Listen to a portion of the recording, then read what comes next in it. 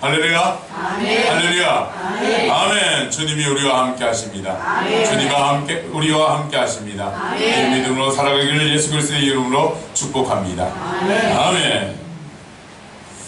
계속해서 우리는 주님께서 이스라엘 백성에게 주시는 율법에 대해 말씀을 받고 있습니다. 사실 구약의 율법은 오늘날의 법과는 맞지 않는 부분들이 많이 있습니다. 그리고 이 법에 해당되었다고 이 법을 적용해서 이루어지는 판결은 거의 없다고 봐야 합니다. 그렇다면 이 부분, 하나님의 말씀이 직접적으로 이루어지며 하나님의 백성으로 택함을 입은 이 순간이 아무런 의미가 없는 율법의 나열쯤으로 생각하고 지나가서는 될까요? 그렇지도 않다는 것입니다. 오늘 우리는 하나님의 말씀을 이 시간에 받으면서 오늘날 우리의 삶과 현실, 이 모든 현실과는 다른 상황에서 주어진 말씀일지라도 주님은 우리 모두에게 오늘의 말씀을 통해 시대에 맞는 말씀으로 역사해 주실 줄로 믿습니다. 말씀을 잘 받으시고 날마다 주님께 감사의 반응을 보이며 참된 하나님의 백성으로 살아가길 예수 그리스도의 이름으로 축원합니다. 우리는 율법을 주신 이유를 감사에 대한 반응을 위해 주셨다라고 깨달았습니다. 우리는 율법을 받음을 억압과 통제, 구속, 처벌, 심판의 한 방법으로 이길 것이 아니라 율법을 받음으로 감사에 대한 반응, 하나님 백성이 되었음에 대한 감사의 반응으로 나아가야 한다는 것이죠. 그렇다면 오늘의 말씀을 통해 우리는 어떤 감사가 일어나야 하고 어떤 감사의 반응이 우리 삶에서 일어나야 할까요? 오늘의 말씀은 생명의 손실, 신체의 손실, 재산의 손실에 대해 말하고 있습니다. 생명의 손실은 생명으로, 신체의 손실은 신체에 합당한 것으로, 재산에 대한 손실은 그 손실한 재산과 동일한 것이나 금전적 보상으로 이루어지게끔 세워놓으셨습니다. 즉 오늘의 말씀을 크게 보면 각 항목에 따른 손실이 나오고 그 손실에 대한 배상이나 보상이 나오지요. 즉 사건을 일으킨 가해자는 손실의 책임자이기에 자신의 생명을 포함하여 배상이나 보상을 해야 하며 피해자는 자신의 삶에서 일어난 고통의 사건을 통해 배상이나 보상을 받게 됨을 알려주고 있습니다. 가해자는요, 손실에 따른 배상을 해야 되고 피해자는 손실에 따른 배상을 받는 것. 우리는 살아가면서 누구나 가해자가 될 수 있고 피해자가 될 수 있습니다. 나는 피해자일지는 모르지만 가해자는 아닙니다. 나는 죄를 짓고 살아가지 않아요 라고 생각할지는 모르지만 하나님의 입장에서 판결을 한다면 우리는 가해자가 될 수밖에 없으며 이 시대를 살아가면서 시험과 시련을 통해 피해자가 될 수 있습니다. 그래서 이 율법이 우리에게 들려졌을 때에는 우리는 다음과 같은 반응들이 일어나야 한다는 것입니다. 첫째, 어떤 반응이 일어나야 하는가?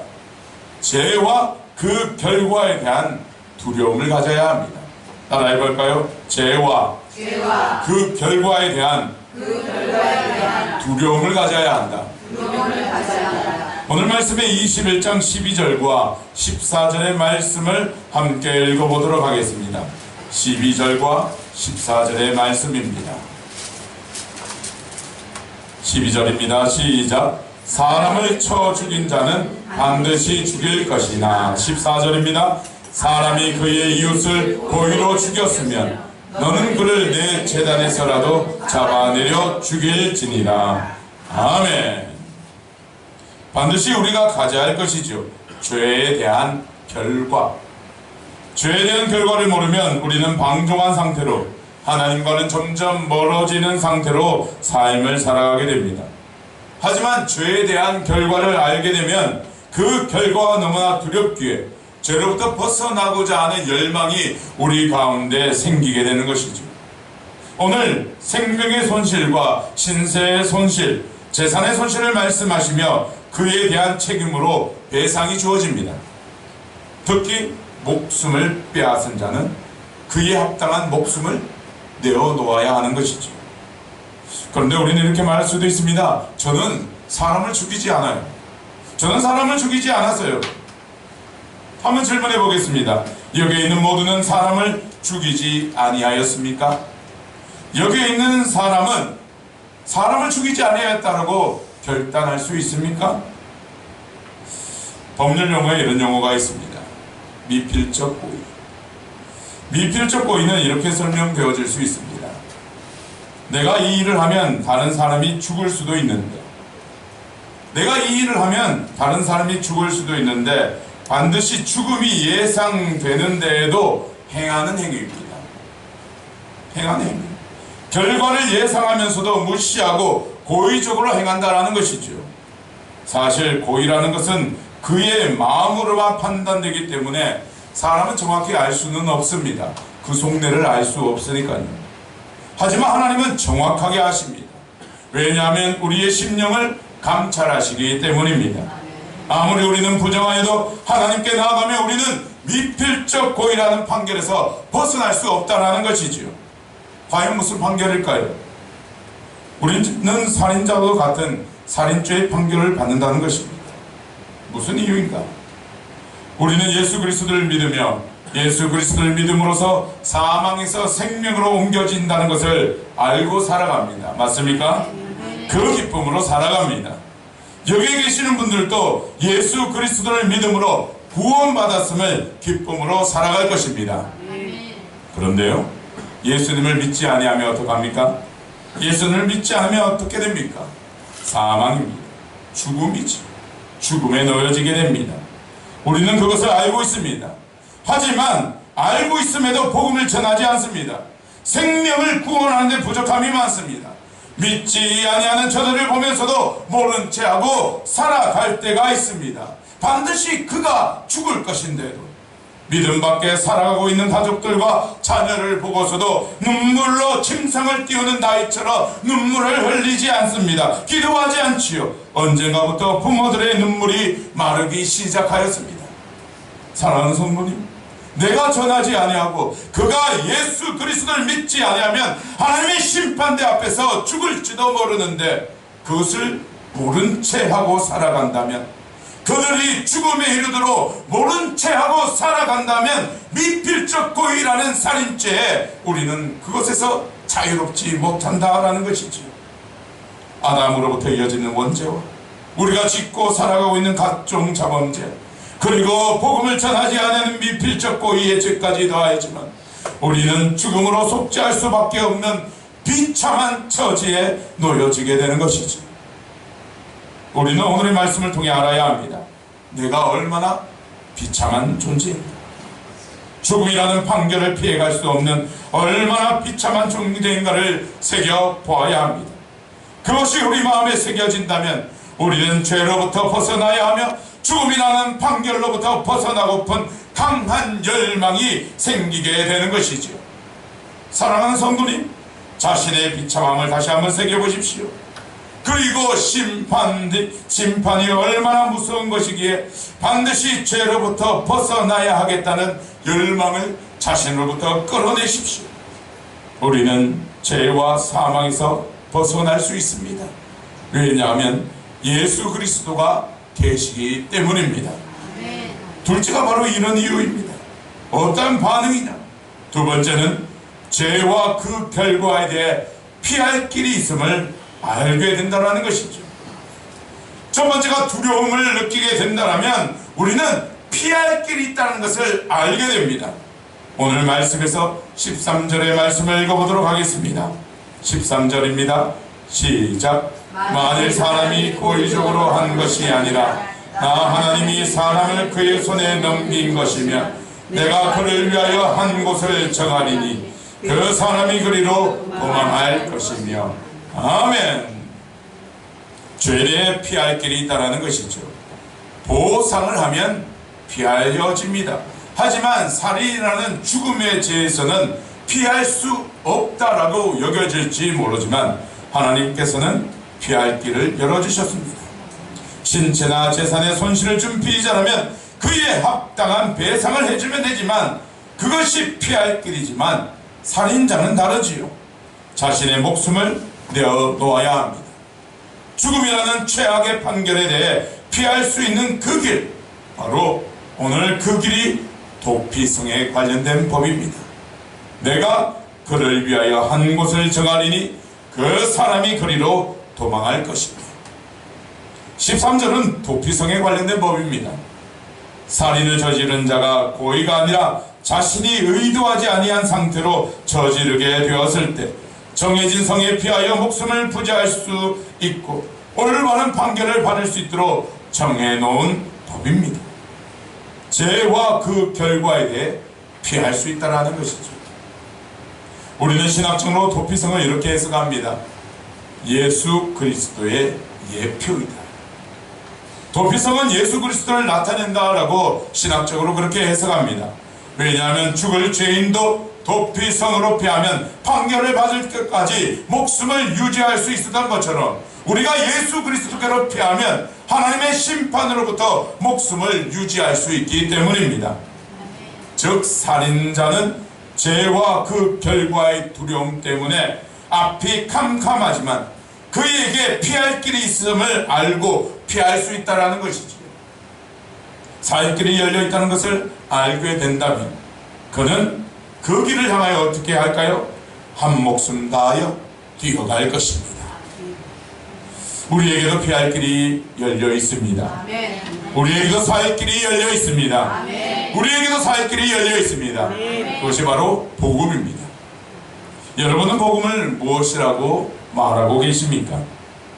흔히 믿음의 사람에게 복음이 무엇입니까? 라고 물어보면 이렇게 말합니다. 복된 소식입니다. 복음이 무엇입니까? 기쁜 소식입니다. 복음이 무엇입니까? 예수님께서 십자가에 달리심으로 우리의 죄를 대속하셨기에 우리는 더 이상 죽을 존재가 아니라 의롭다 여김을 통해 하나님과 함께 영원한 생명을 얻게 되었다는 소식입니다. 장황하게 이렇게 설명합니다. 장황하게 설명합니다. 하지만 그렇게 말하는 그들에게 기쁨은 보이지 않습니다. 복음이 기쁜 소식이라고 말하지만 그들에게 기쁜 소식, 기쁜 마음이 없습니다. 복된 복음이 주어졌지만 그들에게 물어보면 그들에게는 아무런 감동도 없이 앵무새처럼 그냥 대답만 할 뿐이죠. 왜냐하면 복음에 대한 깊은 감동이 없기 때문입니다. 여러분, 도피성으로 피하는 그 사람은 자신에게 살 길이 열렸다라는 것을 어떤 감정이었을까요? 그가 그 도피성을 향해 달려갈 때 어떤 감정이었을까요?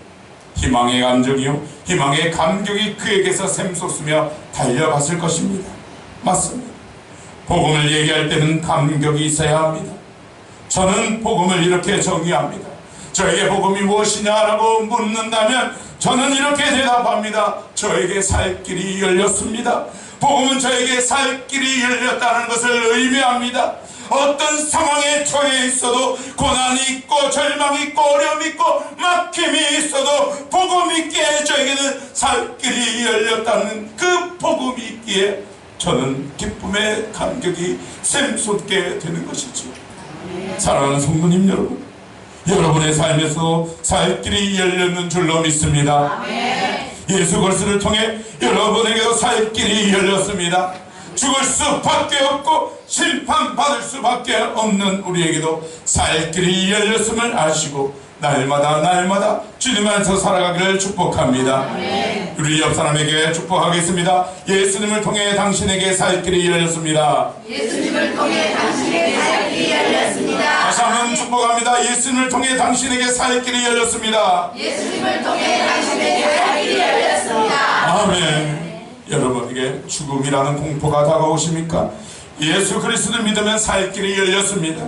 여러분에게 아픔이 다가오고 있습니까? 예수 그리스도를 통해 살 길이 열렸습니다. 여러분의 생명과 신체와 재산의 손실 등 여러가지 고통의 일들이 다가오고 있습니까? 예수 그리스도를 통해 살 길이 열렸습니다. 복음은 비참한 우리의 삶에 살 길이 열렸다는 것입니다. 예수 그리스도를 믿으면 우리의 모든 고통과 절망, 질고가 예수 그리스도께로 넘어간다라는 것이지요. 이사야서 53장 4절에서 6절에 이렇게 말씀하고 계십니다. 그는 실로 우리의 질고를 지고 우리의 슬픔을 당하였거늘 우리는 생각하기를 그는 징벌을 받아 하나님께 맞으며 고난을 당한다 하였노라. 그가 찔림은 우리의 허물 때문이요 그가 상함은 우리의 죄악 때문이라. 그가 징계를 받음으로 우리는 평화를 누리고 그가 채찍에 맞음으로 우리는 나음을 받았도다. 우리는 다 양 같아서 그릇 행하여 각기 제 갈 길로 갔거늘 여호와께서는 우리 모두의 죄악을 그에게 담당시키셨도다. 예수님이 모든 것을 짊어지고 가셨습니다. 여러분이 짊어지려고 하지 마십시오. 예수님께 맡기십시오. 예수님이 모든 것을 짊어지시고 가셨습니다. 예수님이 우리의 모든 질고와 고통을 그가 담당하시고 그가 짊어지시고 가셨기 때문에 우리는 예수님께로 피하면 되는 것입니다. 전부여 의지 없어서 내가 손을 들고 옵니다 라고 부르짖고 나아가면 되는 것입니다. 전부여 의지 없어서 손 들고 옵니다. 주 나를 외면하시면 나 어디 가리까. 내 죄를 씻기 위하여 빌려주시니 고회개하는 마음으로 주 앞에 옵니다. 아무리 죽을 죄를 지었어도 아무리 고난의 형벌이 우리에게 주어졌어도 더 이상 짊어질 수 없는 죄의 결과가 우리에게 내려졌어도 우리에게는 예수님이 계십니다. 예수님께 나아가기를 소망합니다. 세 번째는 우리에게 이러한 반응이 일어나기를 하나님은 원하십니다. 예수님이 위로와 보상을 해주신다라는 것이지요. 예수님이 그를 통하여 우리에게 위로와 보상을 해주십니다. 오늘 말씀의 32절의 말씀 함께 믿음으로 읽어보겠습니다. 시작. 소가 아닌 남종이나 여종을 받으며 소임자가 30세겔을 그의 상사에게 줄 것이요 손은 돌로 쳐서 죽일지니라. 아멘. 피해를 입은 자에게는 보상이 따릅니다. 생명에는 생명의 보상이, 신체에는 신체의 보상이, 재산에는 재산의 보상이 따릅니다. 그것이 구약의 율법이지. 피해자는 어떤 형태로든 보상이 주어진다는 것입니다. 그런데 그 보상 가운데서 유독 눈길이 가는 보상이 있습니다. 은 30세겔의 보상입니다. 물론 구약의 이 율법에서는 은 30세겔이라는 것에 대해 보상의 한 단위일 뿐이지만 그것이 신약의 한 사건과 유비된다면, 겹쳐진다면 그 30세겔은 큰 의미가 부여되게 됩니다. 많은 학자들도 오늘의 본문 30세겔에 큰 의미를 부여하고 있죠. 그것은 바로 예수님의 몸값입니다. 예수님의 피값입니다. 가룟 유다가 대제사장에게 예수님을 넘겨주는 대가로 받은 금액이 은 30입니다. 마태복음 26장 16절에 내가 예수를 너에게 넘겨주리니 얼마나 주려느냐. 아니 그들이 은 30을 달아주거니. 그래서 보상 중 하나인 은 30세겔의 보상은 예수 그리스도를 통하여 큰 의미가 주어지게 됩니다. 사랑하는 성도님, 우리 삶에서 잃어버리고 손해보고 상처받고 절망하는 모든 순간이 여러분을 피해자로 몰아가고 있을 때 은 30세겔의 보상, 주님의 위로와 보상이 여러분에게 있음을 새기시기를 소망합니다. 여러분의 삶이 그리스도를 통한 삶이라면 종의 몸값에 불과한 은 30세겔도 큰 의미가 부여되는 것처럼 여러분의 삶도 예수 그리스도를 통하여 큰 의미가 새겨질 것입니다. 오늘의 보상은 남종이나 여종에게 주어지는 생명의 보상입니다. 우리는 죄의 종으로 살아왔고 세상의 종으로 살아왔습니다. 하지만 예수 그리스도를 통해 우리는 보상되었습니다. 이것은 더 이상 어둠이 우리에게 영향력을 줄 수 없다라는 것을 말합니다. 왜냐하면 우리는 예수 그리스도를 통해 값이 지불되었고 우리는 예수님의 것이기 때문입니다. 여러분은 예수님의 핏값으로 사신 귀한 존재라는 것이죠. 그 존재들을 하나님은 그냥 두지 아니하십니다. 예수님의 핏값으로 지불되어 하나님의 자녀가 된 우리에게는 이사야 62장 4절과 같은 역사가 기다리고 있다라는 것이죠. 믿음으로 이 말씀을 받기를 축복합니다. 이사야 62장 4절에 이렇게 선포되어지고 있습니다. 다시는 너를 버림받은 자라 부르지 아니하며 다시는 내 땅을 황무지다 부르지 아니하고 오직 너를 헵시바라 하며 내 땅을 빌라라 하리니 이는 여호와께서 너를 기뻐하실 것이며 내 땅이 결혼한 것처럼 될 것임이라. 아멘. 믿으십니까? 예수님은 우리를 버려두지 아니하십니다. 우리의 삶의 처소를 황무지로 더 이상 두지 아니하십니다. 왜냐하면 주님은 우리를 위해 모든 것을 지불하셨기 때문입니다. 이제 말씀을 마치고자 합니다. 오늘의 율법, 오늘의 말씀을 통해 우리는 우리의 비참함을 먼저 깨닫고 죄로부터 벗어나고자 하는 열망이 일어나야 합니다. 죄에 묻혀 살아가는 것이 아니라 우리의 살 길은 예수 그리스도 외에는 없음을 알고 예수 그리스도께로 달려가고자 하는 강한 열망의 행동이 지금부터 일어나야 한다는 것이죠. 죄로부터 벗어나십시오. 죄악의 삶으로부터 벗어나십시오.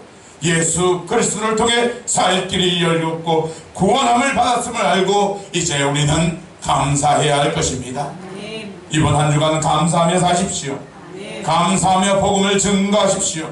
감사하며 살 길이 열렸음을 기뻐하며 사십시오. 반드시 여러분에게 빌라와 헵시바와 같은 기쁨, 시냇가에 심은 나무가 철을 따라 열매를 맺음과 같은 역사가 여러분의 삶 가운데 일어날 줄로 믿습니다. 아멘. 기도드리겠습니다.